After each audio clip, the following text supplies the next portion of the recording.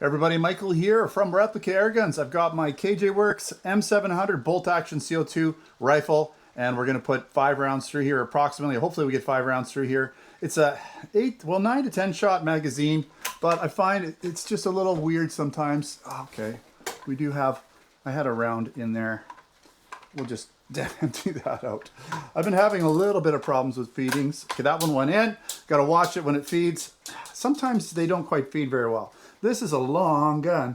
So let's just get a few rounds through the chrony here and see if we can get some velocity for you, and then we'll do accuracy. By the way, I have done the tabletop video for this gun. Pretty sure I have. And yeah, sometimes I forget. And check out specifications, details, close-up videos, all that cool stuff there over in that video. I'll put links in the description. With this product is available in our Canada store, replicairguns.ca. Again, I'll put a link in the description. Let's get the velocity, find out what this guy can do. So 387 is pretty quiet. Okay, that one fed fine. Pretty quiet gun. 392. 406. Doing nice. 405.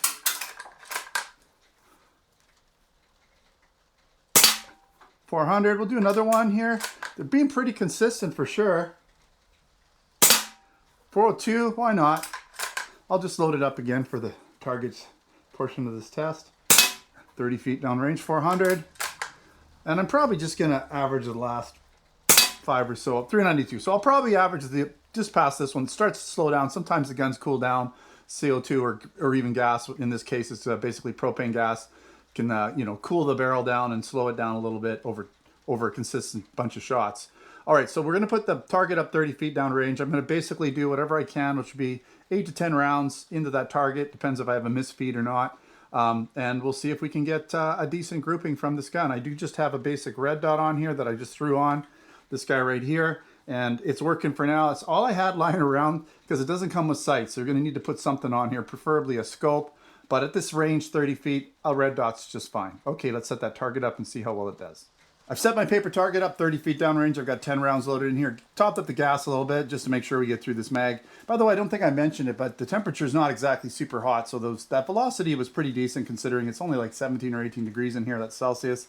It's not exactly warm. Probably in the low 60s. I'm thinking Fahrenheit. I don't know the exact number, but it's not super hot. And anyways, we're going to put, I've got 10 rounds in here. We'll try and get them all on the target. I've got one in the chamber for sure right now. And then I'm just going to load, I'm aiming for the bullseye. I'm hoping this is on sight. It might be lower. I might have to just adjust it. I've got a leak. Why is that? Hopefully we can get through this. I want to get through this. I don't want to have to do this again. Okay, that sounded better. See, sometimes it just doesn't want to load. So that one didn't load. That one did. It's the ones on the right. So on the right side is double stack mag. I'm shooting low too here. So let's just take a look.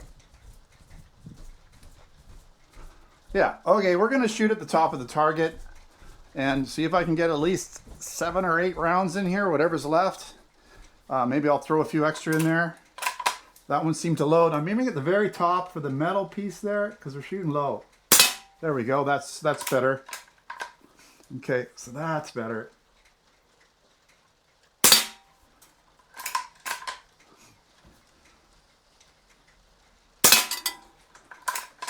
I like to do 10 rounds, but it is what it is. We'll just empty this mag. They seem to be doing pretty good. Seems like the top of the mag, it doesn't load as well. Maybe the spring pressure is just a little higher. Okay, you know what?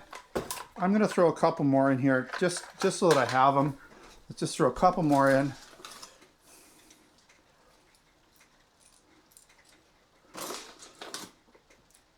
We'll do 3 more rounds and see how that goes. Come on.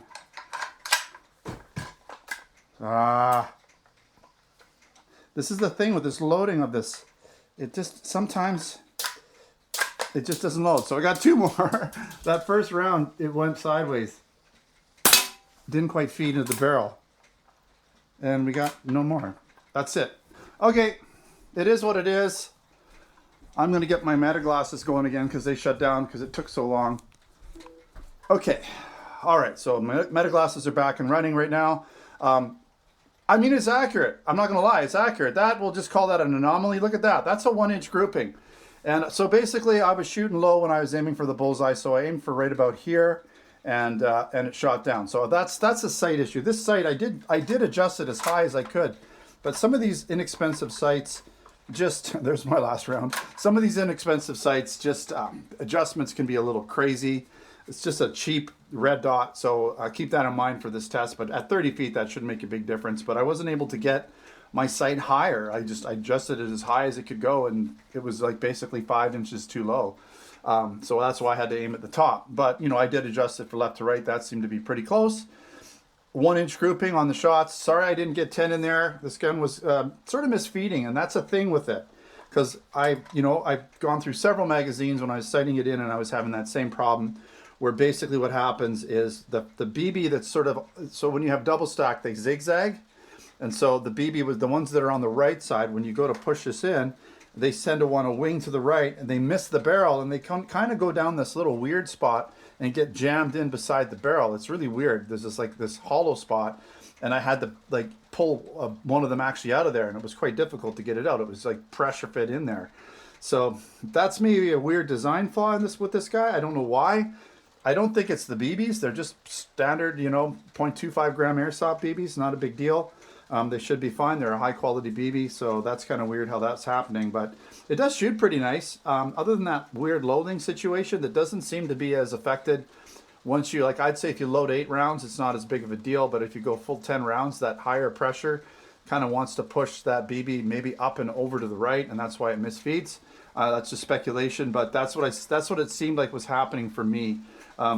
Nice trigger, nice looking gun, good weight to it, well built gun in general. Just that one feeding issue. Again, maybe it's the BBs, maybe it's this gun. Maybe other guns don't do that. This just could be this one-off that had that issue. I don't know. But again, check out the tabletop video for more details, specifications, information, closer up video. This is in our Canada store at replicaairguns.ca. I'll put a link in the description to buy it. And don't forget to subscribe. Check us out on Facebook, Twitter, and Instagram. Also, come on down to replicaairguns.com where I have articles, posts, reviews. All right, if you're interested in other products, air guns, BB guns, airsoft guns, pellet guns, blank guns, and other accessories, then check out replicaairguns.ca for Canada and replicaairguns.us for the US. Thanks for watching. Until next time, don't forget to subscribe. I don't know if I said it already. Check us out on Facebook, Twitter, and Instagram. Until next time, take care.